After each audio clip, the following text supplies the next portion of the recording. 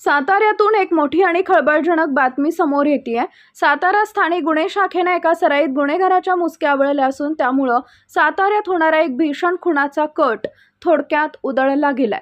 सातारा गुन्हे शाखेला मिळालेल्या गोपनीय माहितीनुसार डबेवाडी परिसरात पोलिसांनी सापळा रचला होता।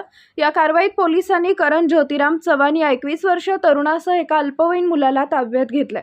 त्यांच्याकडून मिळालेला शस्त्रसाठा पाहून पोलिसही अवाक झालेत। संशयिताकडून 2 देशी बनावटीचं पिस्टल, 5 जिवंत काडतुसं, 2 कुकरी आणि 1 सुरा असा घातक शस्त्रसाठा जप्त करण्यात आलाय। यासोबतच मोबाईल आणि मोटरसायकलसह एकूण 3,26,000 रुपयांचा मुद्देमाल पोलिसांनी हस्तगत केलाय। जुन्या वैमनस्यातून हा खुनाचा कट रचला जात असल्याची प्राथमिक माहिती समोर आली आहे। पोलीस अधीक्षक निखिल पिंगळे आणि अप्पर पोलीस अधीक्षक डॉक्टर वैशाली कडूकर यांच्या मार्गदर्शनाखाली पोलीस निरीक्षक विश्वजित घोडके आणि त्यांच्या पथकाने ही मोहीम यशस्वी केली। वेळेत ही कारवाई झाल्याने साताऱ्यातील एक मोठी रक्तरंजित घटना टळली आहे। सध्या या प्रकरणी सातारा तालुका पोलीस ठाण्यात गुन्हा दाखल करण्यात आलाय। या धडाकेबाज कामगिरीबद्दल सर्वत्र सातारा पोलिसांचं कौतुक होतंय। शिवशाही न्यूज प्रतिनिधी शुभम कोदे, सातारा।